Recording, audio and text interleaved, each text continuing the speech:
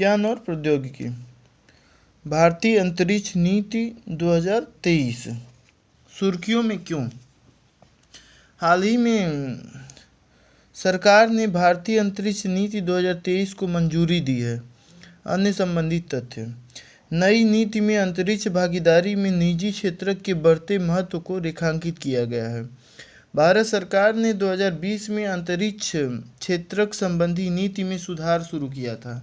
इसके परिणाम स्वरूप गैर सरकारी संस्थाओं NGEs को अधिक भागीदारी के अवसर प्राप्त हुए हैं। इस नीति का उद्देश्य NGEs को समान अवसर प्रदान करना है। इसके बाद सरकार ने विभिन्न हितधारकों की अंतरिक्ष गतिविधियों के लिए विनियामक संबंधी निश्चितता प्रदान करने की कोशिश की। उपर्युक्त सुधारों को लागू करने के लिए भारतीय अंतरिक्ष नीति 2023 को व्यापक, समग्र और गतिशील फ्रेमवर्क के रूप में तैयार किया गया है। अंतरिक्ष नीति का महत्व। यह भारत के अंतरिक्ष कार्यक्रम की दिशा निर्धारित करने वाली पहली व्यापक अंतरिक्ष नीति है। इसरो इन स्पेस, NSIL और DOS सहित प्रमुख हितधारकों के लिए भूमिकाएं निर्धारित करती है। वैश्विक चुनौतियों जैसे कि जलवायु परिवर्तन, आपदा प्रबंधन आदि के समाधान में विश्व स्तर पर सहयोग को प्रोत्साहित करती है। यह वैश्विक अंतरिक्ष क्षेत्र में भारत की भागीदारी बढ़ाने के लिए आधार प्रदान करती है। प्रभावपूर्ण अंतरिक्ष अर्थव्यवस्था के लिए प्रौद्योगिकी हस्तांतरण को सुगम बनाती है। यह नीति सार्वजनिक निजी भागीदारी के जरिए नवाचार को बढ़ावा देने पर बल देती है। अंतरिक्ष नीति का विजन। अंतरिक्ष संबंधी क्षमताओं में वृद्धि करना। अंतरिक्ष के क्षेत्र में एक समृद्ध वाणिज्यिक क्षमता को साकार करना। प्रौद्योगिकी विकास के चालक के रूप में अंतरिक्ष क्षेत्र का उपयोग करना। अंतर्राष्ट्रीय संबंधों को और आगे बनाना। अंतरिक्ष आधारित उपयोगों के प्रभावी कार्यान्वयन के लिए संस्थागत व्यवस्था का निर्माण करना। बाह्य अंतरिक्ष का शांतिपूर्ण उपयोग अन्वेषण करना। जन जागरूकता और वैज्ञानिक जिज्ञासा को प्रेरित करना।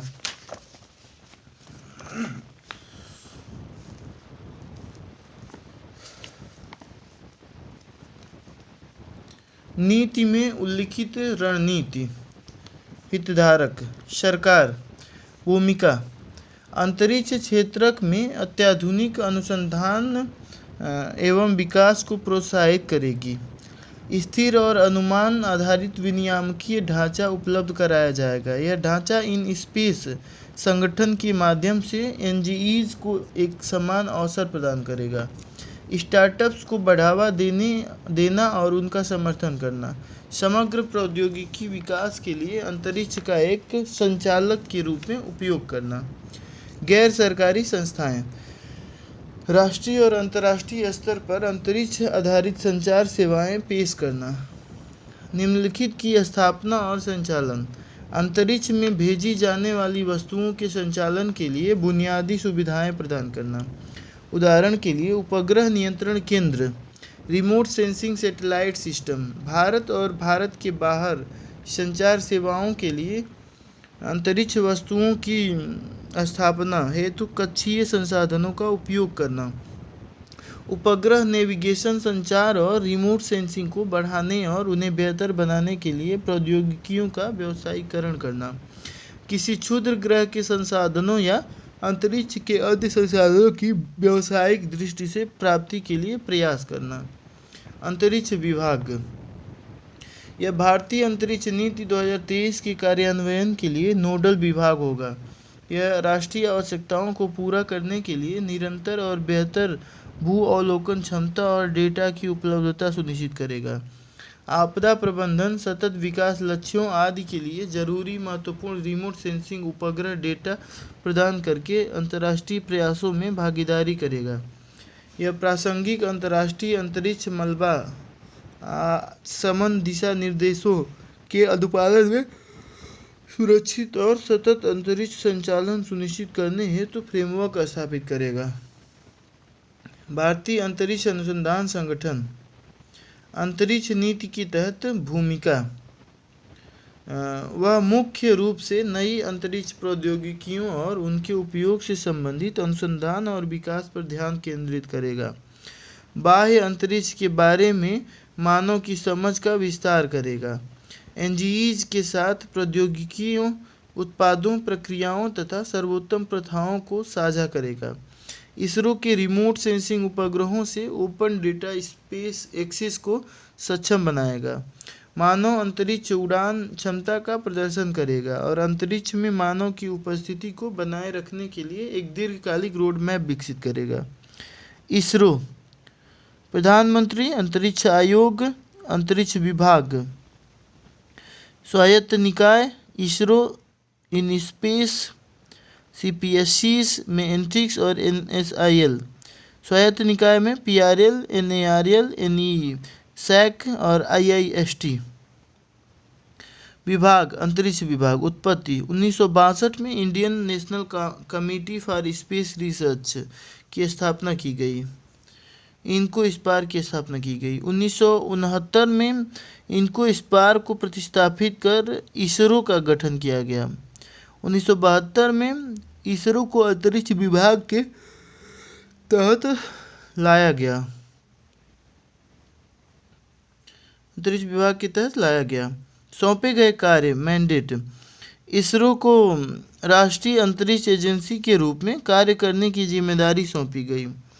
साथ ही इसे विभिन्न राष्ट्रीय आवश्यकताओं के लिए अंतरिक्ष प्रौद्योगिकी के विकास और उनके उपयोग की जिम्मेदारी भी सौंपी गई। मुख्यालय, बेंगलुरु। संरचना, इसरो का अध्यक्ष इसका प्रमुख होता है। वह अंतरिक्ष विभाग के सचिव और अंतरिक्ष आयोग के अध्यक्ष के रूप में भी काम करता है। अंतरिक्ष आयोग अंतरिक्ष संबंधी नीतियों को तैयार करने और भारतीय अंतरिक्ष कार्यक्रम के कार्यान्वयन का निरीक्षण करने वाला शीर्ष निकाय है। इन स्पेस, भारतीय राष्ट्रीय अंतरिक्ष संवर्धन और सरकारी संस्थाओं और एनजीईज द्वारा अंतरिक्ष गतिविधियों की अनुमति के लिए एकल खिड़की एजेंसी के रूप में कार्य करेगा। वैश्विक स्तर पर भारत को पसंदीदा सेवा प्रदाता के रूप में स्थापित करने के लिए उद्योग के साथ मिलकर कार्य करेगा। सार्वजनिक व्यय का उपयोग करके सृजित सभी सुविधाओं के उपयोग के लिए एक समान अवसर सुनिश्चित करेगा। इन स्पेस के निर्णय,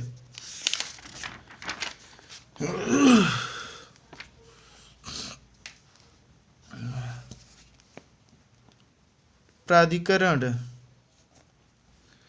केंद्र ऐसी सुविधाओं के संचालकों के लिए बाध्यकारी होंगे। इसरो द्वारा विकसित प्रौद्योगिकियों के हस्तांतरण को सुगम बनाएगा।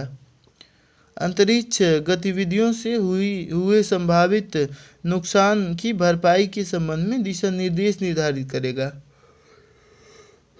New space India limited, NSIL, यह सार्वजनिक व्यय की सहायता से तैयार की गई अंतरिक्ष प्रौद्योगिकियों और प्लेटफॉर्म के व्यवसायीकरण के लिए जिम्मेदार है। इसरो के मिशनों के परिचालन भाग को NSIL में स्थानांतरित कर दिया जाएगा। उपयोगकर्ताओं की अंतरिक्ष आधारित आवश्यकताओं हेतु सेवा प्रदान करना। अंतरिक्ष में निजी क्षेत्र की भागीदारी का महत्व। अनुसंधान और विकास R&D पर ध्यान केंद्रित करना। इस कदम से इसरो को अत्याधुनिक अन्वेषण मिशन और मानव अंतरिक्ष उड़ान कार्यक्रम पर ध्यान केंद्रित करने में सहायता मिलेगी। आपूर्ति संचालित मॉडल से मांग संचालित मॉडल में बदलाव। कृषि से लेकर परिवहन, मौसम विभाग और यहाँ तक कि शहरी विकास तक लगभग हर क्षेत्र में अब उपग्रह डेटा तथा अंतरिक्ष प्रौद्योगिकी की आवश्यकता है। एंड टू एंड अंतरिक्ष गतिविधियों में निजी क्षेत्र के प्रवेश से उक्त क्षेत्र में नई मांगों को पूरा करना संभव हो सकेगा। तेजी से बढ़ता अंतरिक्ष उद्योग। ऐसा अनुमान है कि भारतीय अंतरिक्ष क्षेत्र अगले 5 वर्षों में लगभग 48% की CAGR से बढ़कर 50 अरब अमेरिकी डॉलर तक पहुंच जाएगा। वैश्विक अंतरिक्ष अर्थव्यवस्था में हिस्सेदारी में बढ़ोतरी। वर्तमान में अंतरिक्ष अर्थव्यवस्था में भारत की हिस्सेदारी लगभग 2% है। यह प्रमुख देशों जैसे अमेरिका और चीन से पीछे है, बहुत पीछे है। अंतरिक्ष गतिविधियों में विविधता लाते हुए नए क्षेत्रों को शामिल करना। वैश्विक अंतरिक्ष बाजार में रॉकेट और उपग्रह प्रक्षेपण सेवाओं का हिस्सा केवल 5% है। यह एक ऐसा क्षेत्रक है जिसमें इसरो को विशेषज्ञता प्राप्त है। वहीं दूसरी ओर अंतरिक्ष बाजार के शेष 95% हिस्से पर सैटेलाइट आधारित सेवाओं और ग्राउंड आधारित सिस्टम का कब्जा है। नवाचार और स्वदेशीकरण। सार्वजनिक निजी भागीदारी व प्रौद्योगिकी हस्तांतरण पर ध्यान केंद्रित करके सार्वजनिक और निजी क्षेत्रकों के बीच संसाधनों, ज्ञान तथा विशेषज्ञता को साझा किया जा सकता है। मेक इन इंडिया को बढ़ावा। निजी क्षेत्र की सक्रिय भागीदारी से भारत दुनिया के लिए एक उपग्रह विनिर्माण केंद्र और एक लॉन्च पैड गंतव्य बनने की आकांक्षा कर सकता है। इसमें लघु उपग्रह प्रक्षेपण यान से लेकर भूतुल्यकालिक उपग्रह प्रक्षेपण यान तक शामिल होंगे। अंतरिक्ष क्षेत्रक में निजी क्षेत्रक की भागीदारी। वर्तमान स्थिति। इसरो के साथ लगभग 100 स्टार्टअप पंजीकृत हैं। ये अंतरिक्ष क्षेत्र के विभिन्न हिस्सों में मिलकर काम कर रहे हैं।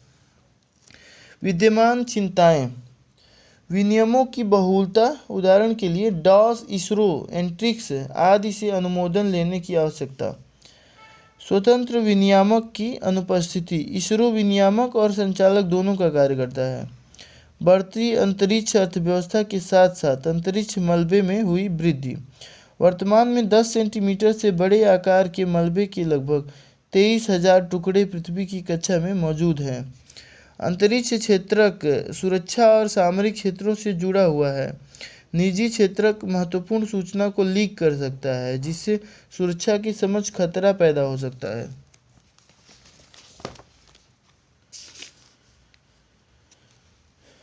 2021 में भारत में 350 से अधिक स्पेस टेक कंपनियां थीं। 2022 में भारत और निजी तौर पर निर्मित पहला रॉकेट विक्रम एस को मिशन प्रारंभ के तहत लॉन्च किया गया था। इसे हैदराबाद स्थित स्काई रूट एरोस्पेस द्वारा विकसित किया गया था। पीएसएलवी निर्माण। एनएसआईएल और हिंदुस्तान एरोनॉटिक्स लिमिटेड हाल ने पीएसएलवी के निर्माण के लिए समझौता ज्ञापन का आदान प्रदान किया। एल&टी इस समूह में हाल के साथ भागीदारी कर रही है। अंतरिक्ष में निजी भागीदारी की दिशा में अन्य उपाय। एनएसआईएल और इन स्पेस के अलावा अन्य संस्थानों में शामिल हैं। इंडियन स्पेस एसोसिएशन, इसे 2021 में लॉन्च किया गया था। यह शीर्ष निकाय गैर लाभकारी उद्योग है जो भारत में विशेष रूप से निजी और सार्वजनिक अंतरिक्ष उद्योग के सफल अन्वेषण, सहयोग और विकास की दिशा में काम कर रहा है। यह नीतिगत उपाय करेगा, सभी हितधारकों को एक मंच पर जोड़ेगा और उनके साथ मिलकर काम करेगा तथा अंतरिक्ष डोमेन संबंधी ज्ञान व प्रौद्योगिकी के आदान प्रदान में तेजी लाने के लिए एक उत्प्रेरक के रूप में कार्य करेगा। एंट्रिक्स कॉरपोरेशन लिमिटेड, इसे इसरो की मार्केटिंग शाखा के रूप में निगमित किया गया है। यह उपग्रहों और प्रक्षेपण यानों हेतु इसरो के वाणिज्यिक पक्ष को संभालते हुए विदेशी ग्राहकों के साथ डील करता है। अंतरिक्ष उद्यमिता और उद्यम विकास। Space entrepreneurship and enterprise development, SEED, ISRO के हित के फोकस क्षेत्रों में स्टार्टअप्स और एमएसएमईज के लिए प्रतिस्पर्धी प्रारंभिक चरण प्रोत्साहन कार्यक्रम के रूप में इसकी स्थापना की गई थी। निष्कर्ष। भारतीय अंतरिक्ष नीति 2023 भारत के अंतरिक्ष क्षेत्रक हेतु एक साहसिक और महत्वाकांक्षी भविष्य के लिए मंच तैयार करती है। साथ ही यह नवाचार, सहयोग और अंतर्राष्ट्रीय सहयोग के लिए अवसर प्रदान करती है। हालांकि यह स्वीकार करना आवश्यक है कि वैश्विक अंतरिक्ष परिदृश्य स्थिर नहीं है, बल्कि यह लगातार विकसित हो रहा है। इन तीव्र परिवर्तनों के साथ तालमेल रखने के लिए भारत को अनुकूल क्षमता और रणनीतिक दूरदर्शिता को अपनाना चाहिए। लीगो इंडिया परियोजना सुर्खियों में क्यों? केंद्रीय कैबिनेट ने laser interferometer gravitational wave observatory या लीगो परियोजना के तहत एक उन्नत गुरुत्वाकर्षण तरंग डिटेक्टर के निर्माण को मंजूरी दे दी है। अन्य संबंधित तथ्य: डिटेक्टर के घटक भारत में बनाए जाएंगे। इससे भारतीय वैज्ञानिकों और इंजीनियर्स की तकनीकी विशेषज्ञता में सुधार होगा। इस परियोजना से उच्च तकनीकी विकास के साथ साथ भारत के खगोल भौतिकी अनुसंधान से संबंधित कई क्षेत्रों को लाभ होगा। वर्तमान लीगो सुविधाएं: लीगो इंडिया विश्व में अपनी तरह की तीसरी वेधशाला होगी। वर्तमान में लीगो में संयुक्त राज्य अमेरिका के भीतर 2 अलग अलग जगहों पर स्थित प्रयोगशालाएं शामिल हैं, एक हनफोर्ड वाशिंगटन और दूसरा लिविंगस्टन लुइसियाना में। इन वेधशालाओं के उपकरण इतने संवेदनशील होते हैं कि वे भूकंप, भूस्खलन जैसी घटनाओं और यहां तक कि ट्रकों की आवाजाही से आसानी से प्रभावित हो सकते हैं और गलत रीडिंग दे सकते हैं। यही कारण है कि संकेतों को दोबारा सत्यापित करने के लिए कई वेधशालाओं की आवश्यकता होती है। इसके अलावा कई डिटेक्टर गुरुत्वाकर्षण तरंगों के सभी संभावित स्रोतों का पता लगाने और जानकारी की गुणवत्ता तथा सटीकता में सुधार करने में मदद कर सकते हैं।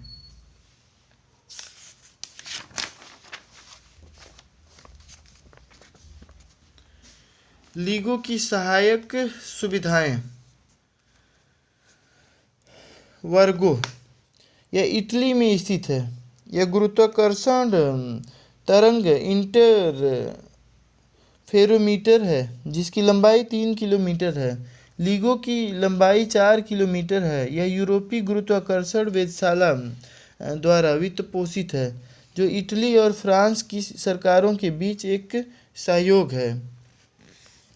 GEO 600, यह हनोवर जर्मनी के पास स्थित 0.6 किमी 600 मीटर का इंटरफेरोमीटर है, जिसे जर्मन और ब्रिटिश दोनों सरकारों द्वारा वित्त पोषित किया गया है। कागरा, जापान वर्तमान में कामियोका का खदान के अंदर 3 किलोमीटर का इंटरफेरोमीटर बना रहा है।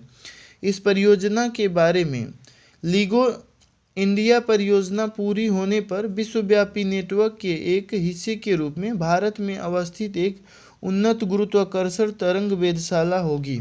उत्पत्ति: परियोजना को 2016 में सैद्धांतिक रूप से मंजूरी दी गई थी। इसे 2030 तक पूरा किया जाना है। स्थान: महाराष्ट्र का हिंगोली जिला। क्षमता: यह भारतीय अनुसंधान संस्थानों के संघ और संयुक्त राज्य अमेरिका में लीगो प्रयोगशाला के बीच एक सहयोगी परियोजना है। अमेरिका इस प्रयोगशाला के लिए आवश्यक प्रमुख घटक प्रदान करेगा।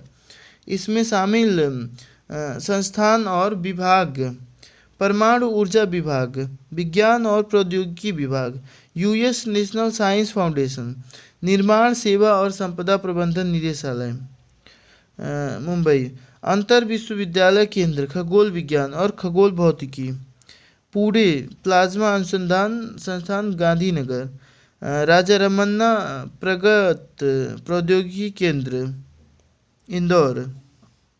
लीगो एक विशाल इंटरफेरोमीटर गुरुत्वाकर्षण तरंग ये है, ये ब्लैक होल है, ये जो है स्पेस टाइम है, ये दर्पण हो गया, ये प्रकाश तरंगें परावर्तित होकर वापस लौट जाती हैं, दर्पण है ये।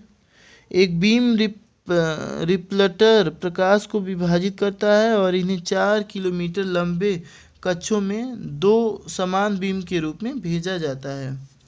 दोनों कक्षों की लंबाई में परिवर्तन की माप हेतु लेजर प्रकाश को उपकरण में भेजा जाता है। प्रकाश तरंगें एक दूसरे को काटती हैं। बीम रिफ्लेक्टर, लाइट डिटेक्टर, प्रकाश तरंगें लाइट डिटेक्टर से टकराती हैं। Beam splitter, light detector. LIGO क्या है और यह कैसे काम करता है? लीगो में लेजर इंटरफेरोमीटर का उपयोग करके गुरुत्वाकर्षण तरंगों का पता लगाया जाएगा।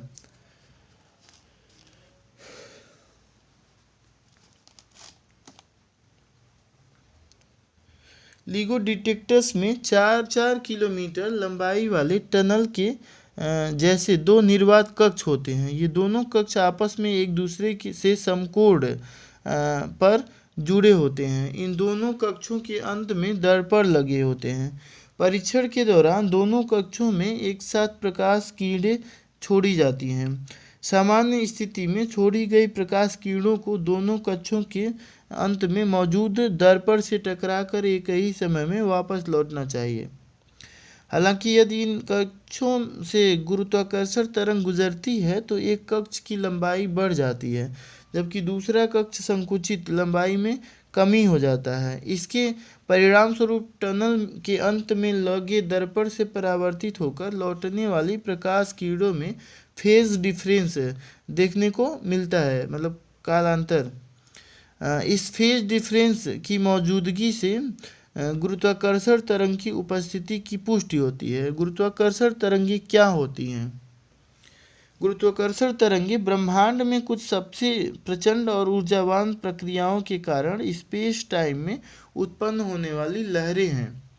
गुरुत्वाकर्षण तरंगें अदृश्य होती हैं। ये प्रकाश की गति 1,86,000 मील प्रति सेकंड से चलती हैं। गुरुत्वाकर्षण तरंगें अपने मार्ग में आने वाले सभी माध्यमों में विस्तार और संकुचन पैदा करती हैं।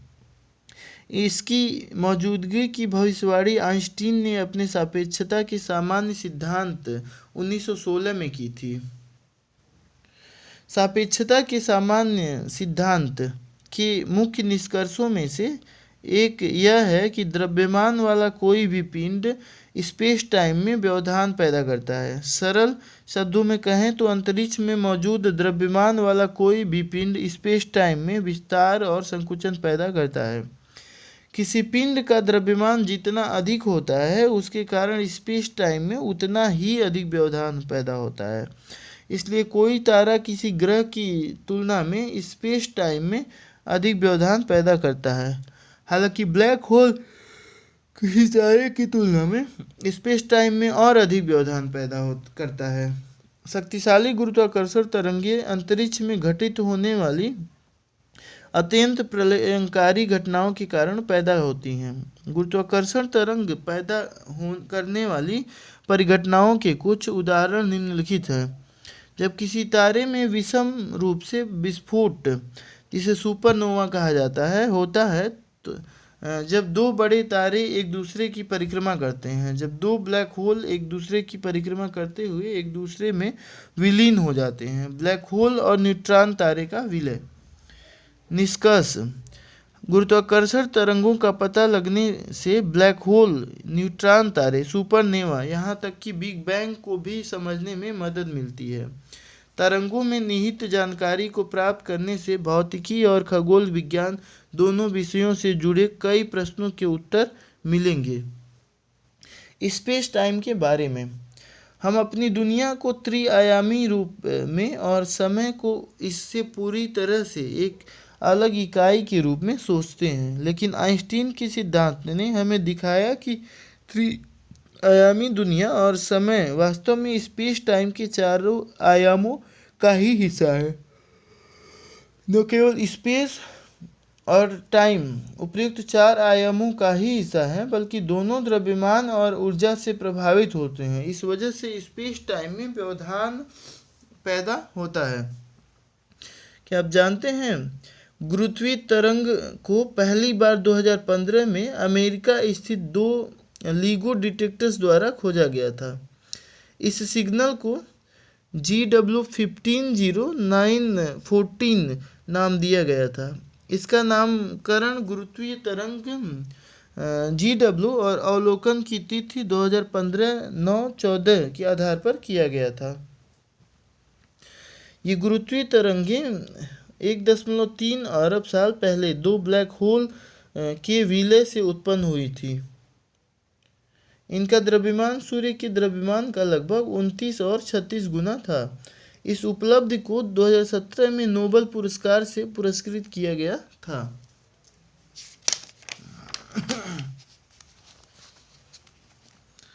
डार्क मैटर का मानचित्रण। सुर्खियों में क्यों?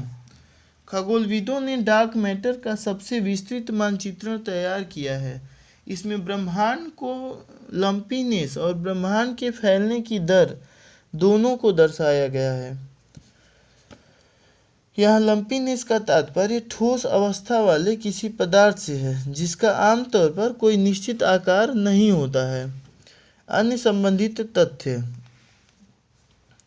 खगोलविदों ने अटाकामा कॉस्मोलॉजी टेलीस्कोप यानी कि एक्ट के माइक्रोवेव डिटेक्टर की मदद से मानचित्र तैयार किया है। ब्रह्मांड के विस्तार के बारे में आइंस्टीन के सिद्धांत में की गई भविष्यवाणी सही है या नहीं यह पता लगाने के लिए खगोलविदों ने एक्ट द्वारा एकत्र किए गए आंकड़ों का अवलोकन किया। खगोलविदों ने ब्रह्मांड विज्ञान के मानक मॉडल की सत्यता का भी अवलोकन किया। खगोलविदों द्वारा किए गए अवलोकन। अदृश्य ब्रह्मांड। करोड़ों प्रकाश वर्ष की दूरी तक फैले हुए अदृश्य ब्रह्मांड डार्क मैटर और डार्क एनर्जी की विशेषताओं का अवलोकन किया गया।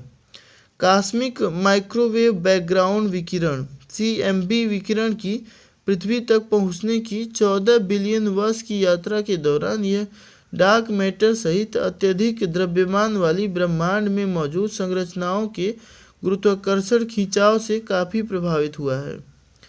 CMB या फॉजिल रेडिएशन बिग बैंग की परिघटना के अवशेष रूप में मौजूद प्रथम प्रकाश है। यह हमेशा के लिए पूरे ब्रह्मांड में स्वतंत्र रूप से संचरण कर सकता है। CMB विकिरण डार्क मैटर द्वारा विक्षेपित हो जाता है, ठीक उसी प्रकार जैसे ग्रीन मैग्नीफाइंग ग्लास से गुजरने वाला प्रकाश विक्षेपित हो जाता है। लंपीनेस। अवलोकन के दौरान माप से पता चलता है कि ब्रह्मांड की लंपीनेस SMC के तहत निर्धारित आकार के अनुरूप ही है। विस्तार। ब्रह्मांड के फैलने की दर आइंस्टीन के सिद्धांत पर आधारित हमारे SMC के अनुरूप है। Gravitational lensing. इसे CMB के संचरण को रिकॉर्ड करते समय देखा गया था। इसके तहत अंतरिक्ष में अत्यधिक विशाल मात्रा में मौजूद पदार्थ जैसे आकाशगंगाओं का समूह आदि प्रबल गुरुत्वाकर्षण क्षेत्र निर्मित करते हैं। यह प्रबल गुरुत्वाकर्षण दूर स्थित आकाशगंगाओं पृथ्वी से देखने पर आकाशगंगाओं के समूह के पीछे स्थित से आने वाले प्रकाश मोड़ देता है। तत्पश्चात यह प्रकाश खींचे हुए चाप के आकार में दिखाई देता है जिसे आइंस्टीन रिंग कहते हैं। इस प्रकार पृथ्वी तक इन दूर स्थित आकाशगंगाओं का भी प्रकाश पहुंच जाता है। ग्रेविटेशनल लेंसिंग डार्क मैटर का पता लगाने में मदद करता है। Big bang model. यह कॉस्मिक माइक्रोवेव बैकग्राउंड की मौजूदगी की व्याख्या करने में सक्षम एकमात्र मॉडल है। इस मॉडल के अनुसार ब्रह्मांड की शुरुआत एक अत्यंत सघन और गर्म चरण से हुई है। समय के साथ धीरे धीरे ब्रह्मांड का विस्तार होने से वह ठंडा भी होता गया। कई सैकड़ों हजारों वर्षों तक ब्रह्मांड का तापमान इतना अधिक था कि न्यूट्रल परमाणु का निर्माण नहीं हो सका। पदार्थ के रूप में ज़्यादातर न्यूट्रॉन और आवेशित कण प्रोटॉन और इलेक्ट्रॉन अस्तित्व में थे। स्वतंत्र इलेक्ट्रॉन्स और प्रकाश कणों फोटॉन के बीच प्रत्यक्ष क्रिया हुई इसके कारण उस समय प्रकाश इन स्वतंत्र इलेक्ट्रॉन्स द्वारा विक्षेपित परावर्तित हो जाता था। इसका परिणाम यह हुआ कि सीधी रेखा में गति करने वाला प्रकाश ब्रह्मांड में दूरी तक नहीं पहुंच सका। इसलिए ब्रह्मांड में प्रकाश फैल नहीं सका और ब्रह्मांड अदृश्यमान बना रहा। ब्रह्मांड के परमाणु के निर्माण हेतु आवश्यक तापमान लगभग 3000 डिग्री सेल्सियस तक ठंडा होने में लगभग 30,000 साल लग गए। तत्पश्चात इलेक्ट्रॉन आयनित परमाणुओं से बंधन बनाने लगे और न्यूट्रल हाइड्रोजन एवं हीलियम निर्माण होने लगा। इसके परिणाम स्वरूप प्रकाश स्वतंत्र रूप से बिना किसी बाधा के ब्रह्मांड में फैलने लगा और फिर ब्रह्मांड दृश्यमान हो गया। आइंस्टीन का सापेक्षता का सिद्धांत। आइंस्टीन ने 1915 में इस सिद्धांत को प्रतिपादित किया था। इस सिद्धांत में आइजैक न्यूटन की अंतरिक्ष संबंधी उस अवधारणा का खंडन किया गया था जिसमें उन्होंने टाइम एंड स्पेस को स्थिर बताया था। हालांकि आइंस्टीन के सिद्धांत के अनुसार अंतरिक्ष सघन, तरल और लचीला है। इस सिद्धांत के अनुसार आइंस्टीन कोई बल नहीं है, बल्कि यह टाइम एंड स्पेस में एक प्रकार का व्यवधान है।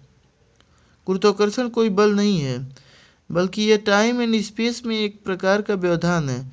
सरल शब्दों में कहें तो यह टाइम एंड स्पेस में विस्तार और संकुचन या वक्रता पैदा करता है। ब्लैक होल्स के आपस में टकराने या विलय होने से गुरुत्वाकर्षण तरंगों की लहरें पैदा होती हैं। सामान्य सापेक्षता के सिद्धांत में आइंस्टीन की भविष्यवाणी।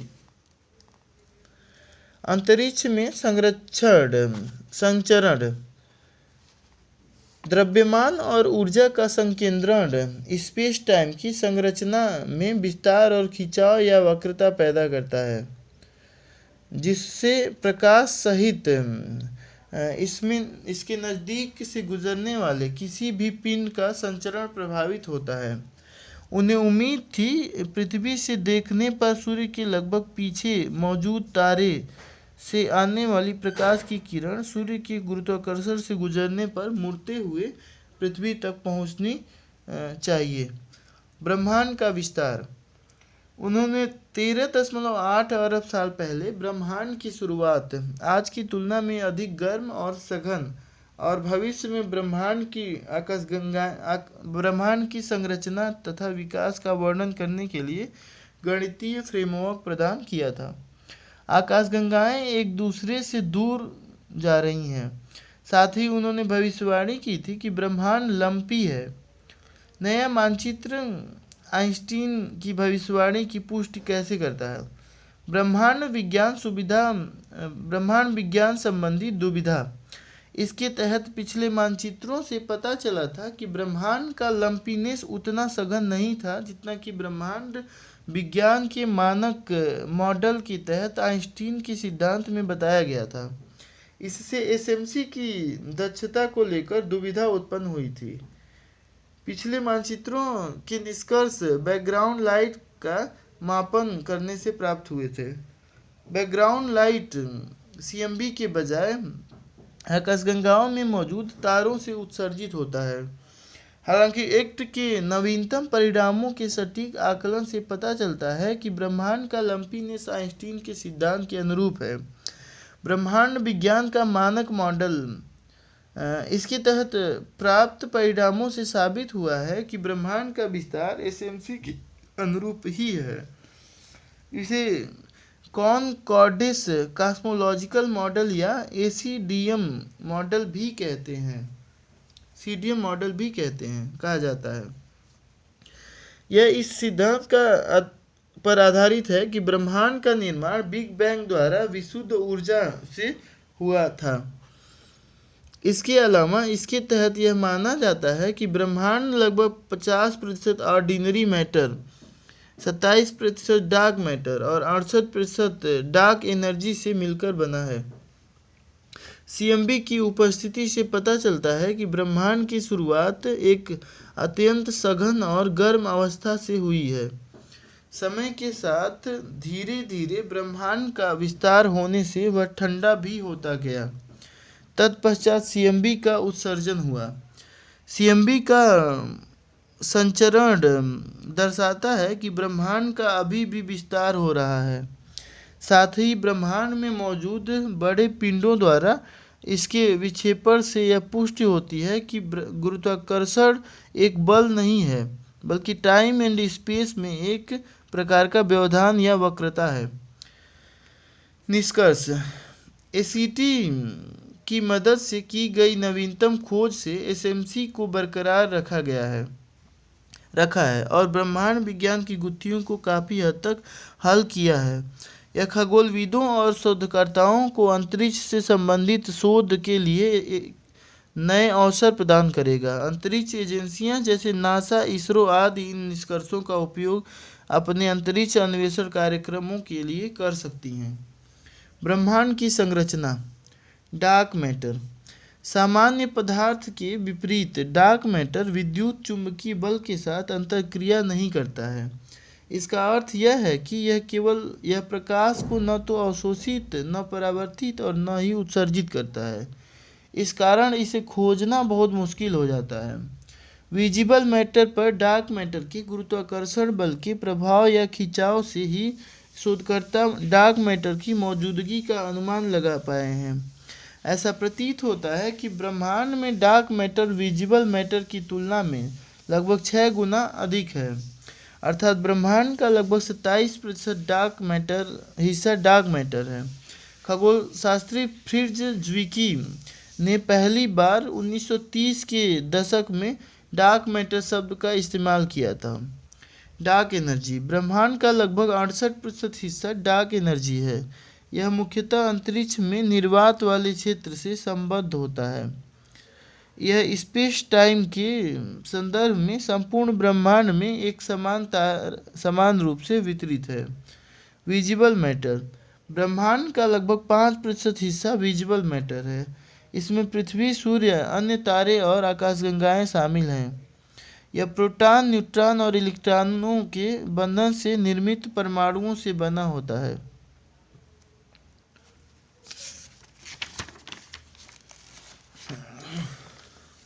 राष्ट्रीय क्वांटम मिशन सुर्खियों में क्यों?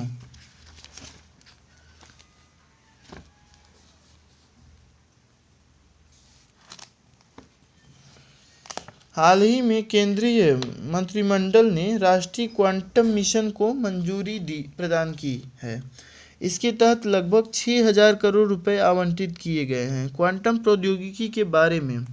क्वांटम प्रौद्योगिकी का उद्देश्य क्वांटम भौतिकी के नियमों का उपयोग करना है, जो एटॉमिक और सब एटॉमिक स्तर पर पदार्थ तथा ऊर्जा के व्यवहार का वर्णन करते हैं।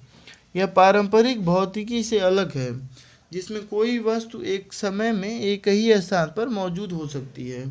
उदाहरण के लिए, पारंपरिक कंप्यूटर द्विआधारी भौतिक अवस्था का उपयोग करके संचालित होते हैं, जिसका अर्थ है कि इनका संचालन 2 स्थितियों 1 या 0 में से एक पर आधारित होता है। Quantum computing. इसमें बाइनरी की बजाय सूचना की मूलभूत इकाई के रूप में क्यूबिट्स का इस्तेमाल किया जाता है। क्यूबिट्स आमतौर पर सब एटॉमिक स्तर के कण हैं। Quantum simulation. यह विशेष रूप से तैयार किया गया क्वांटम कंप्यूटर है। इसका उद्देश्य भौतिक जगत के पदार्थों और रासायनिक अभिक्रियाओं का सिमुलेशन करना है। क्वांटम संचार। इसमें डेटा को ऑप्टिकल केबल्स के जरिए प्रसारित करने के लिए क्वांटम बिट्स, आमतौर पर प्रकाश के फोटॉन का उपयोग किया जाता है।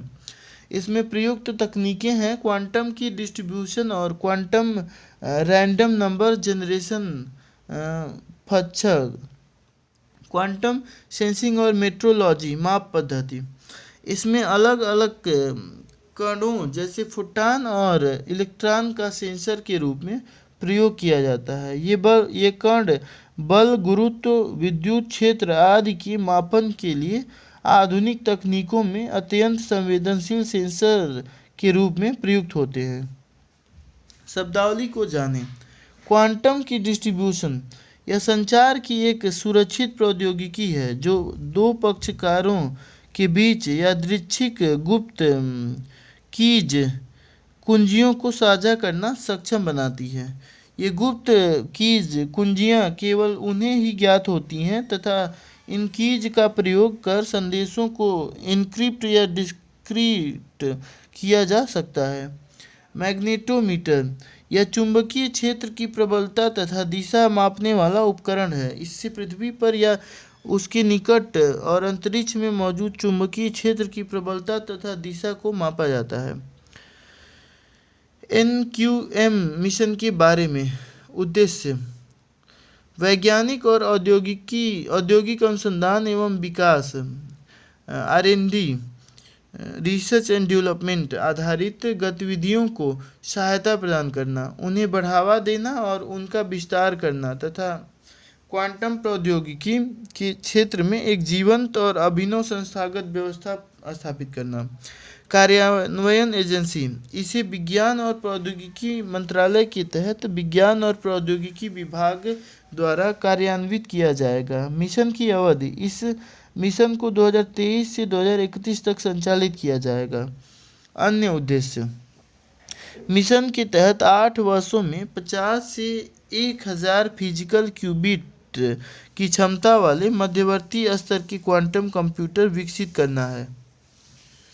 अन्य देशों के साथ लंबी दूरी तक सुरक्षित क्वांटम संचार सुनिश्चित करने के साथ साथ देश में 2000 किलोमीटर की सीमा में ग्राउंड स्टेशनों के बीच उपग्रह आधारित सुरक्षित क्वांटम संचार नेटवर्क स्थापित करना है।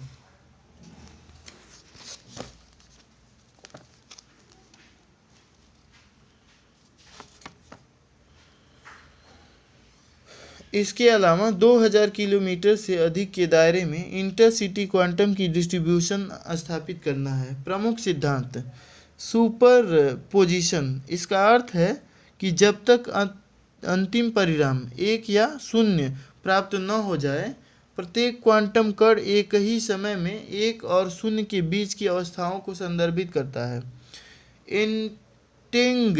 एंटेंगलमेंट, यह एक ऐसी स्थिति को संदर्भित करता है जिसमें 2 या 2 से अधिक क्वांटम कण इस प्रकार आपस में जुड़े होते हैं कि किसी एक में किया गया परिवर्तन दूसरे कण को भी प्रभावित करता है। क्यूबाइट, जैसे क्लासिकल या पारंपरिक कंप्यूटिंग में इंफॉर्मेशन की मूल इकाई बाइनरी बिट होती है, ठीक वैसे ही क्वांटम कंप्यूटिंग में इंफॉर्मेशन की मूल इकाई क्यूबिट या क्वांटम बिट 0 और 1 की संयुक्त अवस्था होती है। फिजिकल बनाम logical qubit, physical qubit quantum information का भौतिक वाहक होता है। यह 2 अवस्थाओं वाली क्वांटम प्रणाली के रूप में व्यवहार करता है। इसका उपयोग कंप्यूटर प्रणाली के घटक के रूप में किया जाता है। उदाहरण के लिए, हाइड्रोजन का परमाणु ऊर्जा के कई स्तरों पर अस्तित्व में बना रह सकता है। लॉजिकल क्यूबिट्स फिजिकल क्यूबिट के समूह हैं जो कंप्यूटेशन के लिए एक साथ काम करते हैं। Classical bits, bit 1, bit 2, empty 0, field 1। Quantum bits, qubits, qubit 1 0 का 1/3 और 1 का 2/3। हेड 0, टेल 1, 0 या हेड आने की 50% संभावना, 1 या टेल आने की 50% संभावना। उपयोग के क्षेत्र, परमाणु प्रणालियों एटॉमिक सिस्टम्स के लिए उच्च संवेदनशीलता वाले मैग्नेटोमीटर का विकास करने में। मैग्नेटोमीटर चुंबकीय क्षेत्र की प्रबलता और दिशा को मापने वाला उपकरण है। इससे पृथ्वी पर या उसके निकट और अंतरिक्ष में मौजूद चुंबकीय क्षेत्र की प्रबलता और दिशा को मापा जाता है।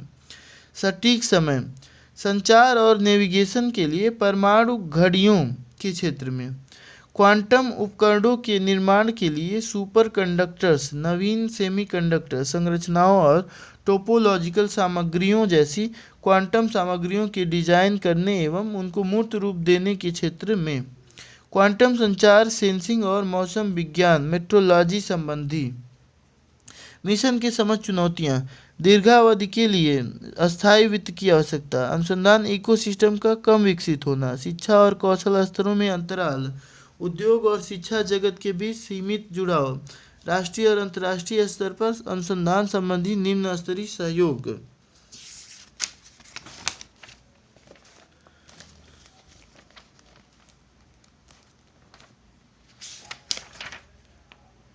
क्वांटम संचार, सेंसिंग और मौसम विज्ञान संबंधी उपयोगों के लिए सिंगल फोटॉन सोर्स डिटेक्टर तथा एंटेगल्ड फोटॉन सोर्स के क्षेत्र में। थीम, इसके तहत इस क्षेत्र से संबंधित शीर्ष शैक्षणिक तथा राष्ट्रीय अनुसंधान एवं विकास संस्थानों में निम्नलिखित 4 थीमेटिक हब्स स्थापित किए जाएंगे। क्वांटम कंप्यूटिंग, क्वांटम संचार, क्वांटम सेंसिंग और मेट्रोलॉजी और क्वांटम सामग्री और उपकरण। मिशन का महत्व, तकनीकी उन्नति। एनक्यूएम देश में प्रौद्योगिकी विकास के इकोसिस्टम को विश्व स्तर पर प्रतिस्पर्धी स्तर पर ले जा सकता है। विभिन्न विषयों में मदद। यह मिशन ड्रग डिज़ाइन, अंतरिक्ष, बैंकिंग, सुरक्षा आदि में उपयोगिता सिद्ध करके संचार, स्वास्थ्य, वित्त और ऊर्जा सहित अलग अलग क्षेत्रों को बहुत लाभान्वित करेगा। अनुसंधान और विकास, यह क्वांटम प्रौद्योगिकी में और उसके आसपास अनुसंधान का एक इकोसिस्टम स्थापित करने में मदद करेगा। वैश्विक नेतृत्वकर्ता, भारत को प्रौद्योगिकी के विकास में शुरुआती लाभ मिल सकता है जिसका फायदा उसे आगे भी हो सकता है। वर्तमान में केवल 6 अन्य देश संयुक्त राज्य अमेरिका, फिनलैंड, ऑस्ट्रिया, चीन, कनाडा और फ्रांस बड़े पैमाने पर क्वांटम प्रौद्योगिकी के विकास के क्षेत्र में काम कर रहे हैं। राष्ट्रीय सुरक्षा, यह अनुकूलित खुफिया सूचना संग्रह, एन्क्रिप्शन, स्टेल्थ प्रौद्योगिकी, संचार जैसे क्षेत्रों में योगदान करके राष्ट्रीय सुरक्षा में सहायता करेगा। आगे की राह, राष्ट्रीय क्वांटम मिशन भविष्य के लिए एक बड़ा ही महत्वपूर्ण कदम है। इसकी क्षमता का पूर्ण उपयोग करने के लिए व्यवसायों, विश्वविद्यालयों और सरकार के बीच सहयोग स्थापित किया जाना चाहिए। यह वित्तीय और मानव संसाधन संबंधी कमियों को दूर करने में मदद करेगा। साथ ही यह राष्ट्रीय क्वांटम अनुसंधान के लिए एक इकोसिस्टम के निर्माण में सहायता करेगा। क्वांटम प्रौद्योगिकी के बारे में और अधिक जानकारी के लिए छोड़िए ये Jupiter IC moons explorer mission सुर्खियों में क्यों? यूरोपियन स्पेस एजेंसी जूस को यूरोप के स्पेस पोर्ट फ्रेंच गुयाना से एरियन 5 रॉकेट के जरिए लॉन्च किया है। यह बृहस्पति और उसके चंद्रमाओं तक की यात्रा करेगा। इसे अपनी यात्रा में 8 साल का लंबा समय लगेगा। अन्य संबंधी तथ्य, 2031 में अपने गंतव्य पर पहुंचने के लिए यह अंतरिक्ष यान शुक्र, पृथ्वी और पृथ्वी चंद्रमा प्रणाली की गुरुत्वाकर्षण सहायता का उपयोग करेगा। यह ईएसए के कॉस्मिक विजन 2015 से 25 कार्यक्रम में पहला व्यापक मिशन है। यह पहली बार है कि यूरोपियन स्पेस एजेंसी ने क्षुद्र ग्रह बेल्ट से परे एक अंतरिक्ष यान भेजा है। यह 23 देशों, शैक्षणिक संस्थानों और निजी कंपनियों के बीच वैश्विक सहयोग का एक परिणाम है। बृहस्पति ग्रह से संबंधित महत्वपूर्ण तथ्यों पर एक नज़र। यह सूर्य से पांचवा ग्रह है, मतलब ये 5वें नंबर पे है। यह सौरमंडल का सबसे बड़ा ग्रह है। इसका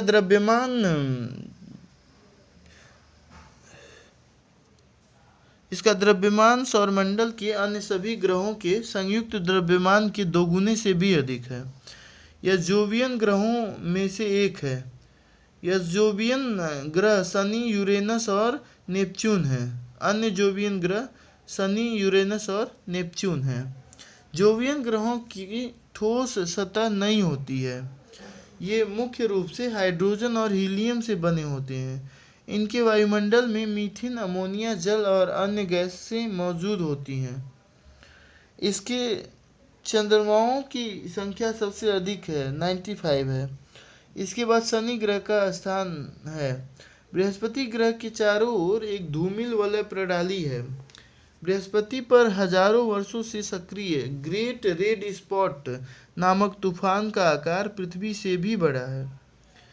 घूर्णन और सूर्य की परिक्रमा, यह अपने अक्ष पर लगभग 10 घंटे, एक जोवियन दिन के बराबर में एक घूर्णन को पूरा करता है। यह सूर्य की एक परिक्रमा लगभग 12 वर्ष में एक जोवियन वर्ष के बराबर पूरा करता है। गैनीमीड हमारे सौरमंडल का सबसे बड़ा चंद्रमा है। स्वयं के चुंबकीय क्षेत्र वाला एकमात्र चंद्रमा। बर्फीले और चट्टानी समुद्री नितल के कारण यहाँ जीवन की संभावना हो सकती है। कैलिस्टो बृहस्पति का दूसरा सबसे बड़ा चंद्रमा और हमारे सौरमंडल का तीसरा सबसे बड़ा चंद्रमा। बर्फ और चट्टानों वाली अत्यधिक क्रेटर युक्त सतह है। यहाँ उपसतही महासागर की मौजूदगी के साक्ष्य मिले हैं। यूरोपा चट्टानी और धात्विक आंतरिक भाग के ऊपर बर्फ और जल की उपस्थिति। यूरोपा का आणविक ऑक्सीजन से युक्त बहुत ही पतला और क्षीण वायुमंडल है। किसी भी ज्ञात ठोस पिंड की तुलना में इसकी सतह सबसे समतल है।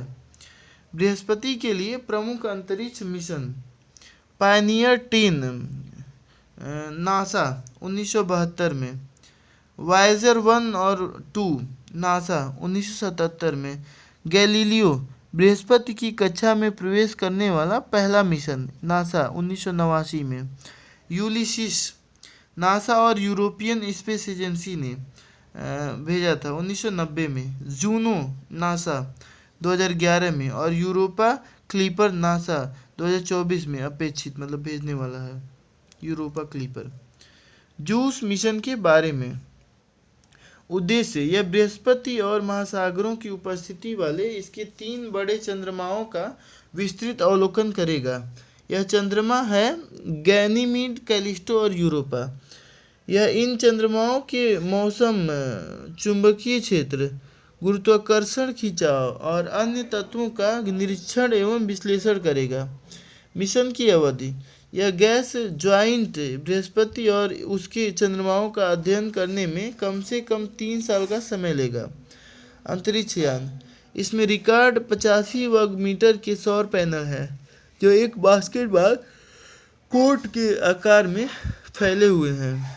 यह बृहस्पति के पास अधिक से अधिक ऊर्जा संग्रहित करेगा, जहां सूर्य का प्रकाश पृथ्वी की तुलना में 25 गुना कमजोर है।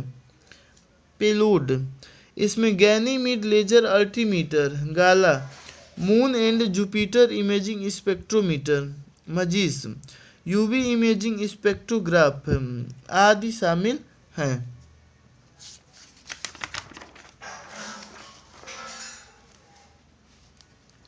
अंतरिक्ष अन्वेषण के लाभ।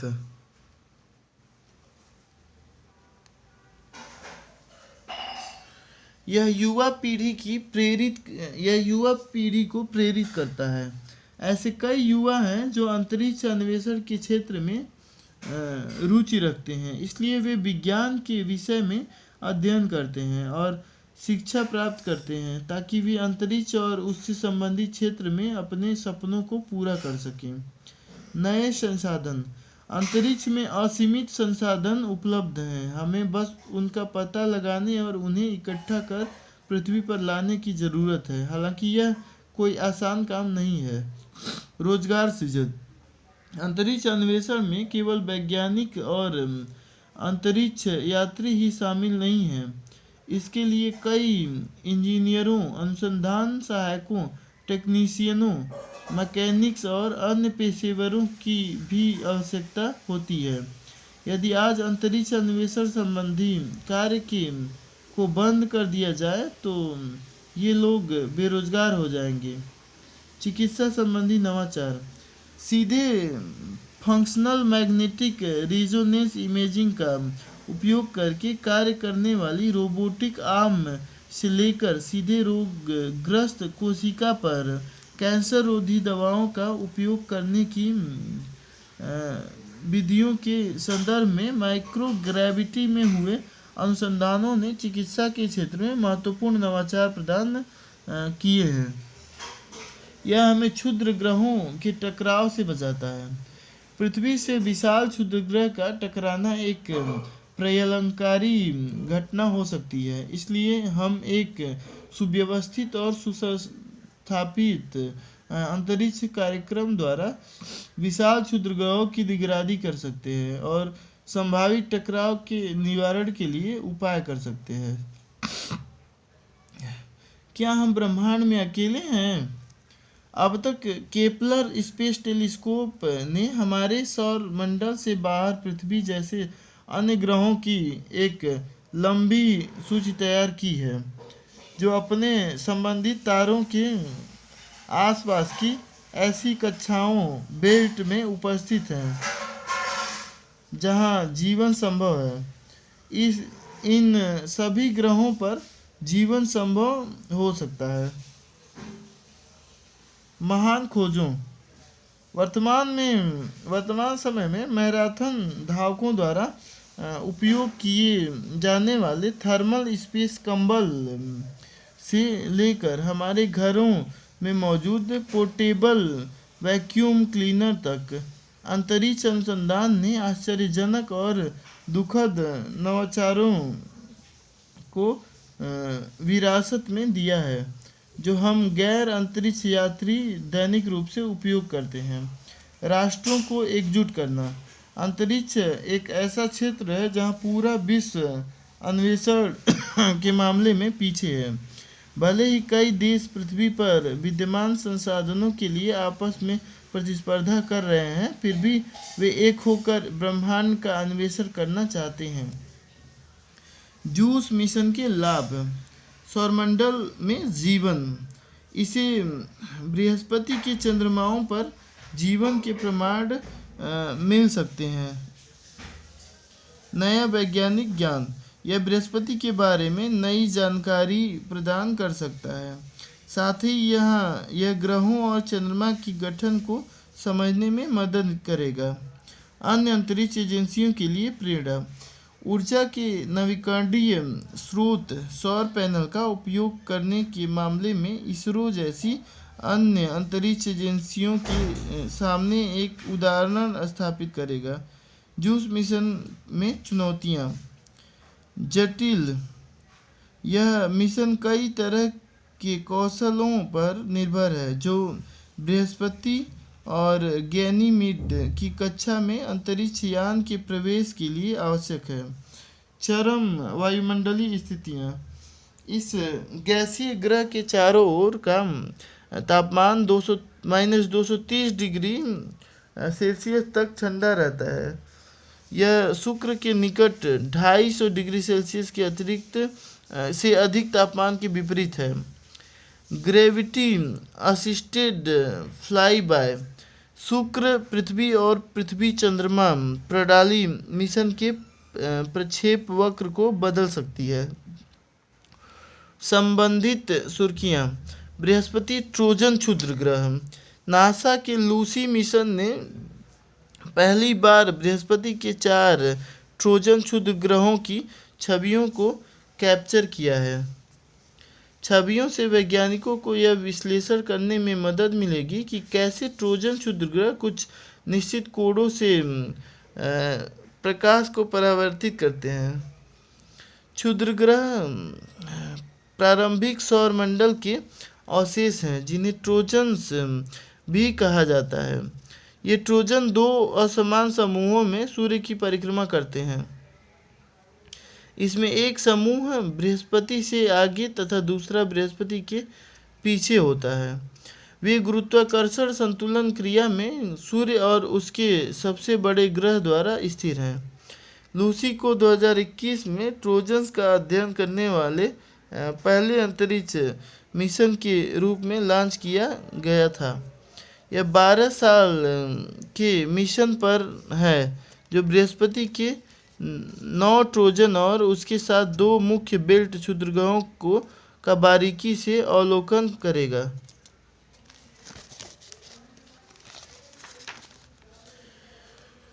निगरानी।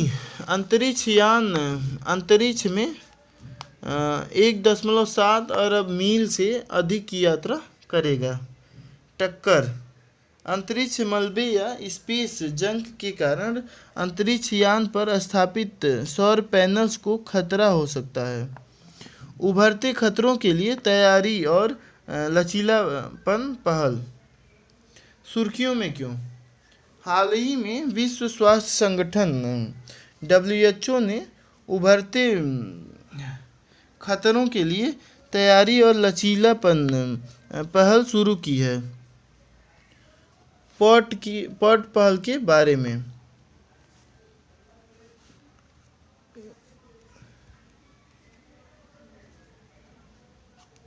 पॉट रोग महामारी की तैयारी में सुधार करने के लिए एक अभिनव दृष्टिकोण है।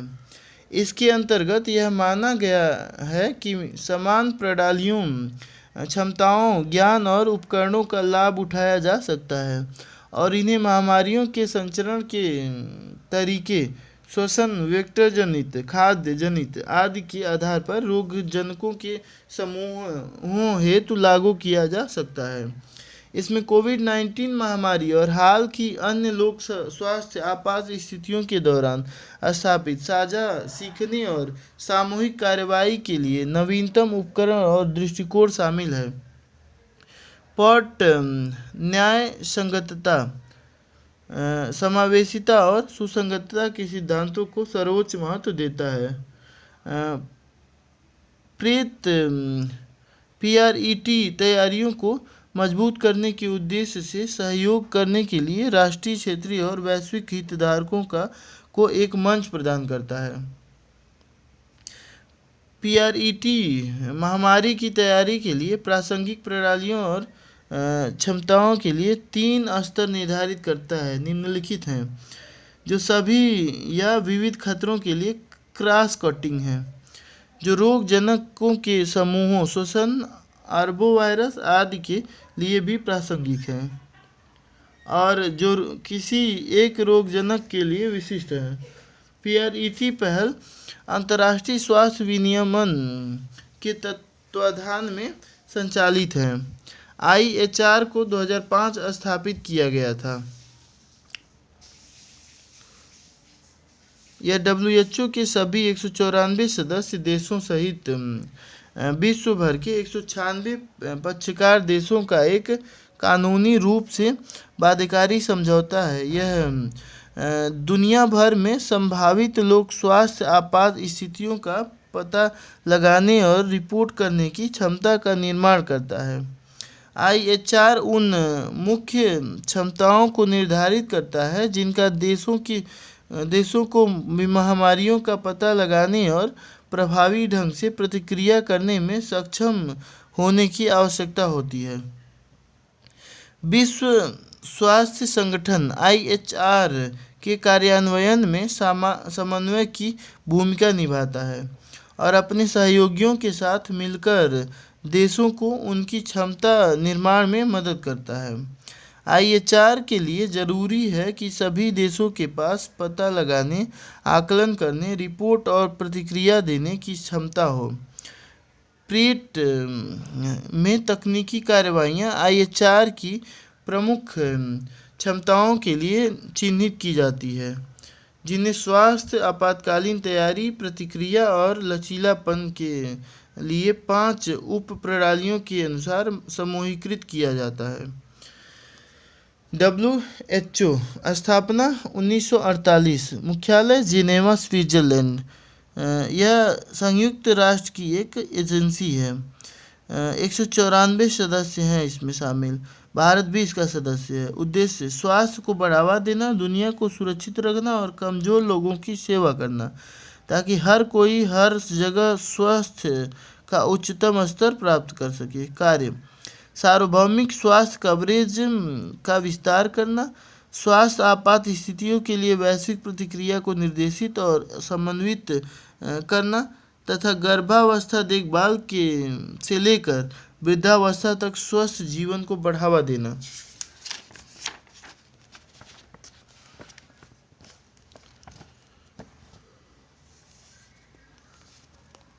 WHO के तहत HEPR एक लर्निंग चैनल है जो WHO राष्ट्रीय समकक्षों और भागीदारों के लिए संसाधनों को इसलिए एक साथ लाता है ताकि अतिरिक्त संसाधनों हेतु आवेदन करने के लिए राष्ट्रीय निवेश योजनाओं को विकसित करने की प्रक्रिया की रूपरेखा तैयार की जा सके। इससे महामारी निधि संसाधन भी शामिल हैं। इसमें PRET महामारी समझौतों के उद्देश्यों और प्रावधानों को क्रियान्वित करने के लिए भी कार्य कर सकता है, जिस पर वर्तमान में WHO के सदस्य देशों द्वारा वार्ता की जा रही है। संक्षिप्त सुर्खियाँ। दुर्लभ भूतत्व। हैदराबाद स्थित राष्ट्रीय भूभौतिकी अनुसंधान संस्थान ने आंध्र प्रदेश के अनंतपुर जिले में 15 दुर्लभ भूतत्वों के बड़े भंडार खोजे हैं। REEs को दुर्लभ भू ऑक्साइड्स भी कहा जाता है। ये चांदी के जैसे सफ़ेद 17 नरम भारी धातुओं का एक समूह है। ये आवर्त सारणी में एक साथ प्राप्त होते हैं। इस समूह में यट्रियम और 15 लैंथेनाइट तत्व शामिल हैं।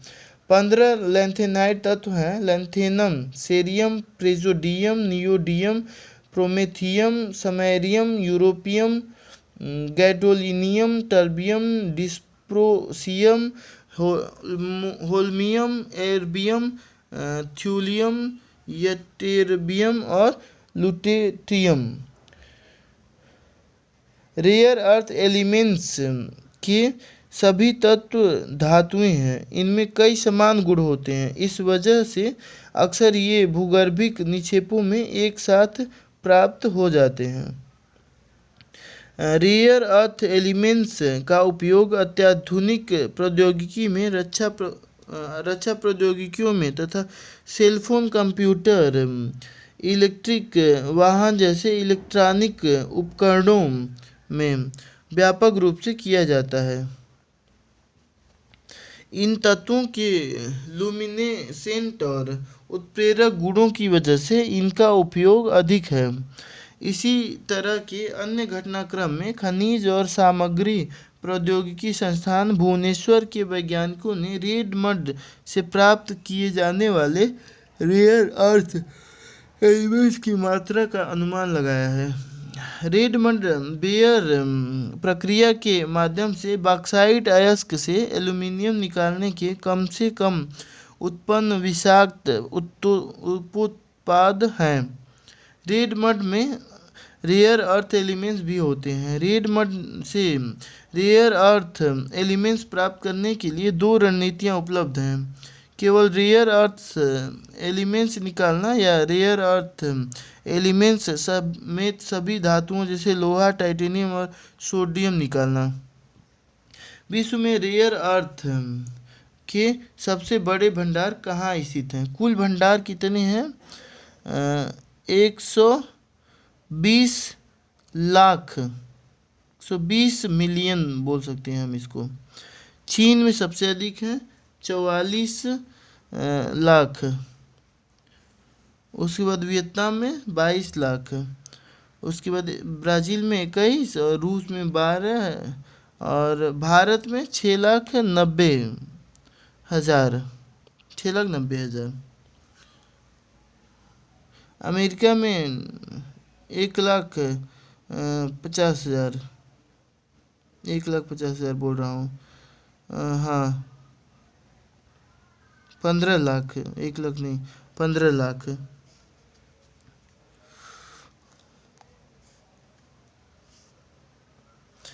Blockchain project. सरकार ने वेब3 की क्षमता का पता लगाने के लिए ब्लॉकचेन प्रोजेक्ट शुरू किया है। इस परियोजना का शीर्षक राष्ट्रीय ब्लॉकचेन सेवा प्रदान करने और ब्लॉकचेन इकोसिस्टम के निर्माण के लिए एक एकीकृत ब्लॉकचेन फ्रेमवर्क का डिज़ाइन एवं विकास है।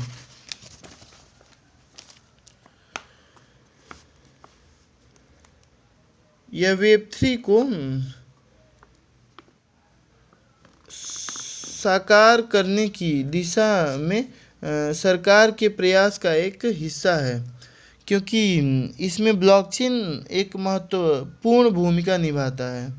यह वितरित अवसंरचना एवं ब्लॉकचेन एज ए सर्विस के सुगम एकीकरण और व्यवस्थापन के लिए ओपन एप्लीकेशन प्रोग्रामिंग इंटरफेरोस के निर्माण को आसान बनाएगा। BaaS कंपनियों के लिए तृतीय पक्ष क्लाउड आधारित अवसंरचना और प्रबंधन को संदर्भित करता है। यह सरकारी विभागों को ब्लॉकचेन सेवाओं का लाभ उठाने में सक्षम बनाता है। ताकि वे ब्लॉकचेन पर अपने स्वयं के ब्लॉकचेन ऐप्स, स्मार्ट कॉन्ट्रैक्ट्स और फंक्शन का निर्माण, प्रबंधन तथा उपयोग कर सकें। यह परियोजना राष्ट्रीय ब्लॉकचेन रणनीति 2021 के उद्देश्यों के अनुरूप शुरू की गई है। यह रणनीति इलेक्ट्रॉनिक्स और सूचना प्रौद्योगिकी मंत्रालय ने लॉन्च की है। यह एक राष्ट्रीय ब्लॉकचेन अवसंरचना विकसित करके एक विश्वसनीय डिजिटल प्लेटफॉर्म निर्मित करती है। ब्लॉकचेन एक वितरित या विकेंद्रीकृत बहीखाता तकनीक है। यह तकनीक उपयोगकर्ताओं के बीच लेन-देन के रिकॉर्ड करने और ट्रैक करने की प्रक्रिया को सुविधाजनक बनाती है। ब्लॉकचेन में प्रत्येक लेन-देन डेटा के ब्लॉक के रूप में दर्ज किया जाता है। यह ब्लॉक इसके पहले या इसके बाद के अन्य ब्लॉक से जुड़ा हुआ होता है। BaaS के लाभ: यह ब्लॉकचेन तकनीक को व्यापक रूप से अपनाने की प्रक्रिया को सुगम बनाता है। यह नवाचार और उद्यमिता को बढ़ावा देने वाले लघु कंपनियों के लिए अवसंरचना संबंधी लागत को कम करता है। आपूर्ति श्रृंखला की ट्रेसेबिलिटी की क्षमता सुनिश्चित करके सुरक्षा संबंधी बेहतर अनुपालन को संभव बनाता है। Support for upgradation, preventive repair and maintenance of equipment. Supreme को विज्ञान और प्रौद्योगिकी विभाग ने लॉन्च किया है। सुप्रीम मतलब support for upgradation, preventive repair and maintenance of equipment.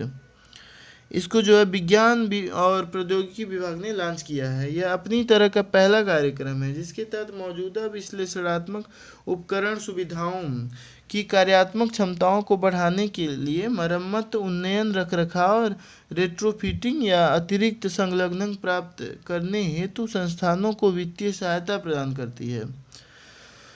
वित्त पोषण का प्रारूप: सभी निजी और सरकारी स्वामित्व वाले संस्थानों को 75-25 के अनुपात में तथा राज्य वित्त पोषित संस्थानों को 100% वित्तीय सहायता दी जाएगी। योजना के तहत सहायता 3 साल के लिए दी जाएगी। विश्लेषणात्मक उपकरण: आधुनिक विज्ञान और प्रौद्योगिकी के कई क्षेत्रों में नमूना विश्लेषण के माध्यम से अनुसंधान करने हेतु महत्वपूर्ण है। PSLV orbital experimental module 2 POEM-2।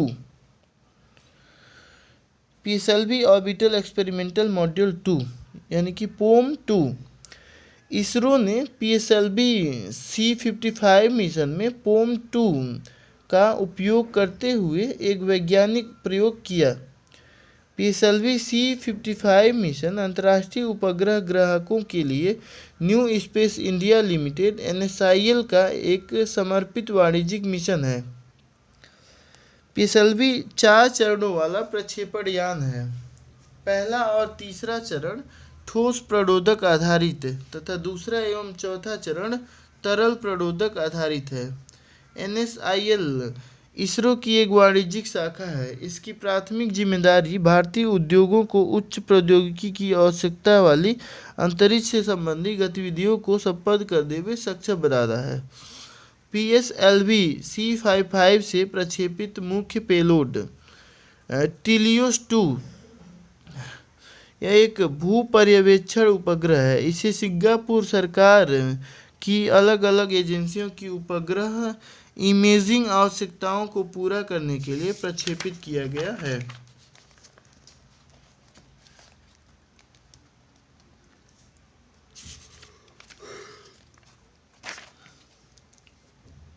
ल्यूमलाइट 4 इसे सिंगापुर की समुद्री नेविगेशन क्षमता को बढ़ाने तथा वैश्विक पोत परिवहन समुदाय को लाभ पहुंचाने के लिए प्रक्षेपित किया गया है। इस मिशन में पहली बार PSLV के चौथे अंतिम चरण को ऊर्जा देने के लिए सारे सौर पैनलों का उपयोग किया गया है।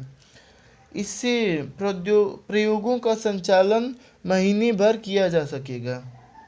आमतौर पर रॉकेट का चौथा और अंतिम चरण केवल कुछ दिनों के लिए ही अंतरिक्ष में रहता है।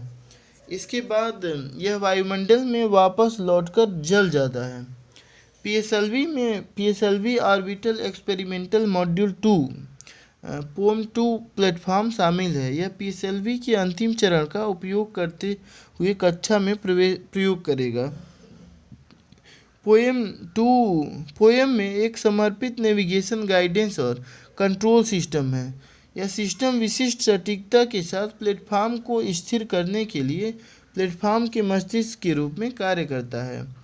पोएम स्वयं के संचालन के लिए इसमें लगे सौर पैनल्स और लिथियम आयन बैटरी से ऊर्जा प्राप्त करेगा। Tropospheric emissions monitoring of pollution instrument. NASA ने अंतरिक्ष से वायु प्रदूषण की निगरानी के लिए टेम्पो नामक उपकरण लॉन्च किया है। टेम्पो वैज्ञानिकों को दिन के समय हर घंटे संपूर्ण उत्तरी अमेरिका में वायु प्रदूषकों, उनके उत्सर्जन स्रोतों तथा वायु गुणवत्ता की निगरानी करने में सक्षम बनाएगा। इसे भूमध्य रेखा से 35,786 किलोमीटर की ऊंचाई पर भू-स्थिर कक्षा में स्थापित किया गया है। टेम्पो द्वारा ट्रैक किए गए प्रदूषकों में नाइट्रोजन डाइऑक्साइड, फार्मलाडिहाइड और ओजोन शामिल है। नाइट्रोजन डाइऑक्साइड जीवाश्म ईंधन के दहन से उत्पन्न होता है।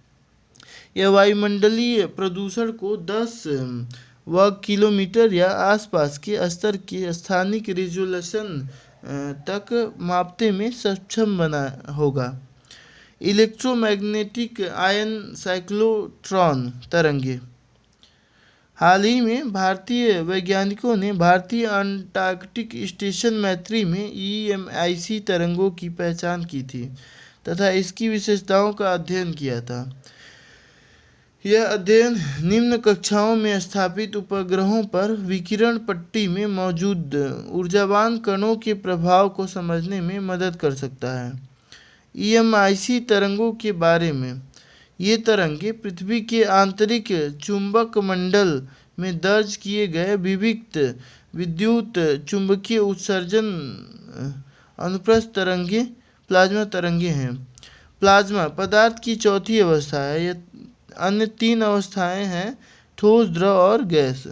प्लाज्मा एक अत्यधिक गर्म पदार्थ है। यह पर्याप्त ऊर्जा वाली एक गैस है जिससे आयनित गैस बनाने के लिए इलेक्ट्रॉन्स को परमाणुओं से अलग कर दिया जाता है। ये तरंगे भूमध्य रेखीय अक्षांशों में उत्पन्न होती है और चुंबकीय क्षेत्र रेखाओं के साथ प्रसारित होती हैं। इनके फुटप्रिंट उच्च अक्षांश आयन मंडल वायुमंडल की एक परत में प्राप्त होते हैं।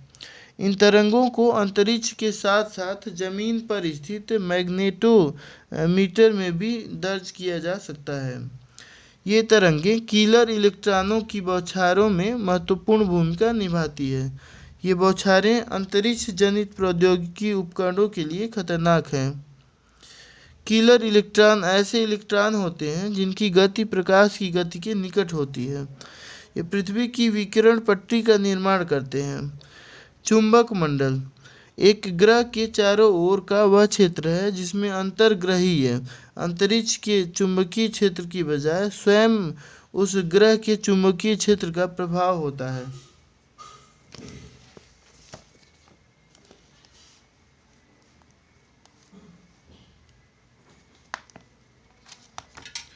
पृथ्वी के चुंबक मंडल पर पृथ्वी के चुंबकीय क्षेत्र का प्रभाव है।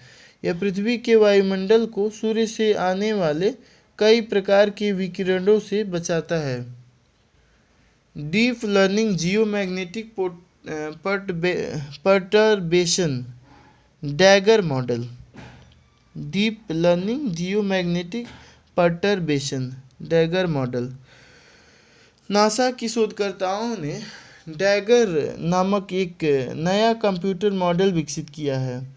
यह भूचुंबकीय गड़बड़ी का पूर्वानुमान लगाने और सौर तूफानों से संबंधित चेतावनी प्रदान करने का कार्य करेगा। आने वाली सौर पवनों का पूर्वानुमान लगाने के लिए यह मॉडल उपग्रह डेटा के साथ आर्टिफिशियल इंटेलिजेंस को एकीकृत करेगा। यह पृथ्वी पर कहीं भी आने वाले सौर तूफान की जानकारी 30 मिनट पहले प्रदान करेगा। यह समय महत्वपूर्ण प्रणालियों को सौर तूफानों से बचाने के लिए पर्याप्त है।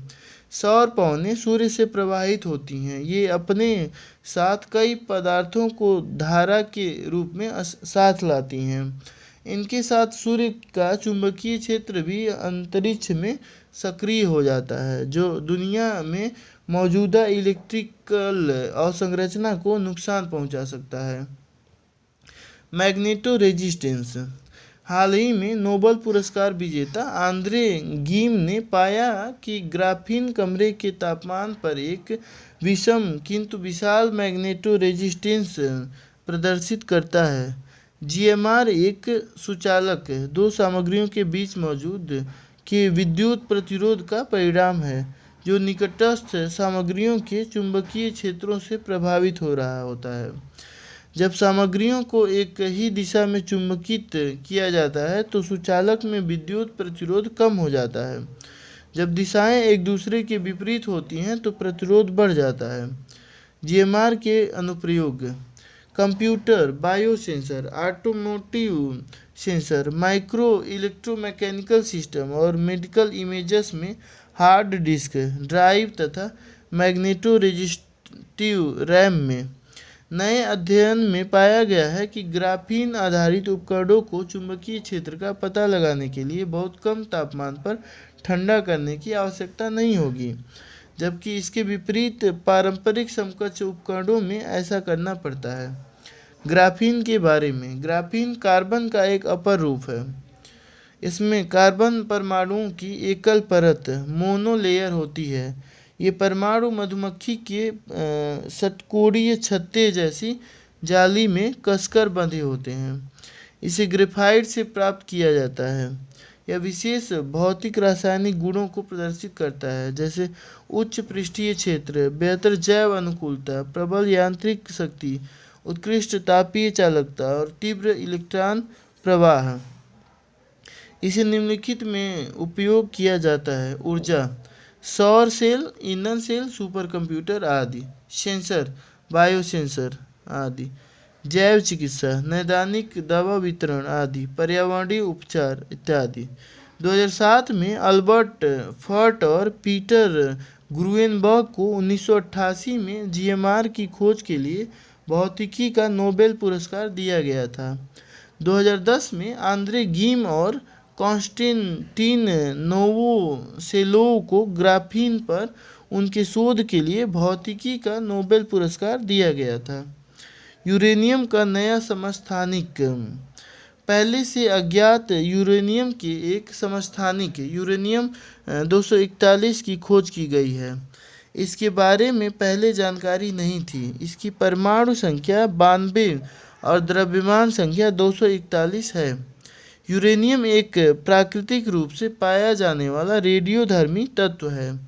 प्राकृतिक रूप से 99.2% यूरेनियम U-238 के रूप में मौजूद है, जबकि शेष हिस्सा अन्य समस्थानिकों में मौजूद है, जैसे U-235 0.72% और U-234 0.006% आदि। सैद्धांतिक गणना के अनुसार इसमें 40 मिनट का आधा जीवन हो सकता है।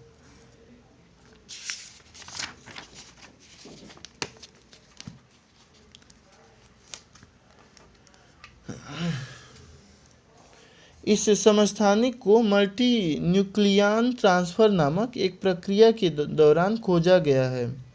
इस प्रक्रिया में दो समस्थानिकों ने प्रोटॉन और न्यूट्रॉन का आदान प्रदान किया था। लाभ: यह परमाणु भौतिकी की हमारी समझ को परिष्कृत करेगा, परमाणु ऊर्जा संयंत्रों को डिजाइन करने और विस्फोट करने वाले तारों के प्रतिरूपण में मदद करेगा। The state of the world's children report 2023। UNICEF ने the state of the world's children 2023 for any child's vaccination report जारी की है। एवरी चाइल्ड वैक्सीनेशन रिपोर्ट जारी की है। यह रिपोर्ट बाल्यावस्था में टीकाकरण को प्राथमिकता देने का एजेंडा प्रस्तुत करती है। इसमें समानता को बढ़ावा देने और टीकाकरण कवरेज को संधारणीय रूप से आगे बढ़ाने के लिए टीकाकरण एजेंडा 2030 तथा गावी रणनीति 5.0 में शामिल वैश्विक रणनीतियों का आधार के रूप में उपयोग किया गया है। इसमें निम्नलिखित प्रमुख प्राथमिकताओं की पहचान की गई है। निम्नलिखित के माध्यम से हर जगह प्रत्येक बच्चे को टीकाकरण उपलब्ध कराना। महामारी के दौरान टीकाकरण से वंचित रह गए बच्चों का टीकाकरण करना। वर्तमान में भारत की 98% आबादी टीकों को बच्चों के लिए महत्वपूर्ण मानती है। जीरो डोज, अनुपलब्ध या छूटे हुए और अधूरे टीकाकरण वाले बच्चों की पहचान करना। भारत जीरो डोज वाले बच्चों की सर्वाधिक संख्या वाले शीर्ष 20 देशों में शामिल था। समुदायों से संपर्क करके टीकाकरण की मांग को बढ़ाना, लैंगिक बाधाओं से निपटना तथा स्वास्थ्य प्रणालियों में जवाबदेही पर पुनर्विचार करना, टीकाकरण और स्वास्थ्य पर अधिक खर्च करना, ऐसा राष्ट्रीय स्तर पर प्राथमिक स्वास्थ्य देखभाल में निवेश करके और दानकर्ताओं के समर्थन को बेहतर ढंग से समन्वित करके किया जा सकता है। डेटा संग्रह और रोग निगरानी में सुधार करके प्रणाली को लचीला बनाना, वैक्सीन और अन्य आपूर्ति को सुनिश्चित करना आदि। भारत में डिजिटल हेल्थ प्लेटफॉर्म टेको plus, technology inbuilt community health operations और इलेक्ट्रॉनिक वैक्सीन इंटेलिजेंस नेटवर्क ने टीकाकरण कवरेज को बढ़ाया है। साथ ही डेटा एंट्री क्षमता में भी वृद्धि की है। द बिग कैचअप, विश्व स्वास्थ्य संगठन WHO, UNICEF, vaccine alliance, Gavi और Bill and Melinda Gates Foundation, immunization agenda 2030 तथा अन्य स्वास्थ्य भागीदारों के साथ द बिग कैचअप का क्रियान्वयन कर रहे हैं। यह एक लक्षित वैश्विक प्रयास है। इसका उद्देश्य कोविड-19 महामारी के कारण बाल टीकाकरण में आई गिरावट को रोककर टीकाकरण की गति में तेजी लाना है। इस पहल में भारत सहित उन 20 देशों पर विशेष ध्यान दिया जाएगा जहां 2021 में टीकाकरण से चूक गए 3/4 बच्चे रहते हैं। यह पहल स्वास्थ्य देखभाल कार्यबल को मजबूती प्रदान करेगी, स्वास्थ्य सेवा वितरण में सुधार करेगी, टीकों की मांग का सृजन करेगी और टीकाकरण को पुनर्बहाल करने में आने वाली बाधाओं को दूर करेगी। सिंग्रिक्स वैक्सीन, ग्लैक्सोस्मिथक्लाइन फार्मा ने शिंगल्स से बचाव के लिए भारत में सिंग्रिक्स वैक्सीन को लॉन्च किया है। शिंगल्स एक प्रकार का चर्म रोग वेरिसेला जोस्टर वायरस के फिर से सक्रिय होने के कारण होता है। यह वही वायरस है जिसमें चिकन पॉक्स होता है। मधुमेह, हृदय रोग और गुर्दे की बीमारियों से पीड़ित लोगों में शिंगल्स होने का खतरा अधिक होता है। इसका कारण यह है कि इन बीमारियों की वजह से उनका प्रतिरक्षा तंत्र कमजोर हो जाता है। सिंग्रिक्स वैक्सीन 50 वर्ष या उससे अधिक आयु के वयस्कों में शिंगल्स यानी कि हर्पिस जोस्टर और पोस्ट हर्पेटिक न्यूरालजिया को रोकेगी। यह दुनिया की पहली नॉन लाइव रिकॉम्बिनेंट सब यूनिट वैक्सीन है। इसे 2 खुराक में दिया जाता है। इसे इंजेक्शन के माध्यम से मांसपेशियों में लगाया जाता है। इसे US food and drug administration और यूरोपीय आयोग ने मंजूरी दी है। नो योर मेडिसिन, अपनी दवा को जानो। राष्ट्रीय डोपिंग रोधी एजेंसी एनडीए ने नो योर मेडिसिन वेब और मोबाइल एप्लीकेशन विकसित किए है। इस कदम का उद्देश्य भारत में एक स्वच्छ खेल परिवेश बनाना है। स्वच्छ खेल का मार्ग प्रशस्त करते हुए एप्लीकेशन खेल इकोसिस्टम में यह जांचने में मदद करेगी कि दवाओं में कोई प्रतिबंधित पदार्थ मौजूद है या नहीं। दवाओं के उपयोग के बारे में सूचित निर्णय लिए जा सकते हैं। यह एप्लीकेशन हिंदी और अंग्रेजी दोनों भाषाओं में उपलब्ध है। यहाँ यूजर्स इमेज और टेक्स्ट विकल्पों द्वारा सर्च कर सकते हैं, साथ ही दवाओं और संघटक विकल्पों द्वारा भी सर्च कर सकते हैं। सांख्यिकी में अंतर्राष्ट्रीय पुरस्कार। भारतीय अमेरिकी CR राव ने 102 साल की आयु में सांख्यिकी में अंतर्राष्ट्रीय पुरस्कार जीता है। इस पुरस्कार को सांख्यिकी का नोबेल पुरस्कार माना जाता है। सांख्यिकी में अंतर्राष्ट्रीय पुरस्कार को 2016 में निम्नलिखित 5 प्रमुख सांख्यिकीय संगठनों के एक समूह ने स्थापित किया था।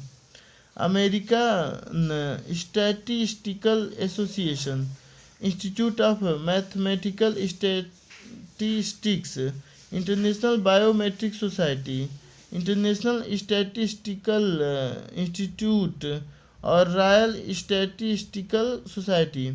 यह पुरस्कार प्रत्येक 2 साल में एक बार किसी व्यक्ति या टीम को दिया जाता है। यह पुरस्कार विज्ञान, प्रौद्योगिकी और मानव कल्याण को आगे बढ़ाने के लिए सांख्यिकी का उपयोग करके अर्जित की गई प्रमुख उपलब्धियों के लिए दिया जाता है। संस्कृति यानी कि कल्चर।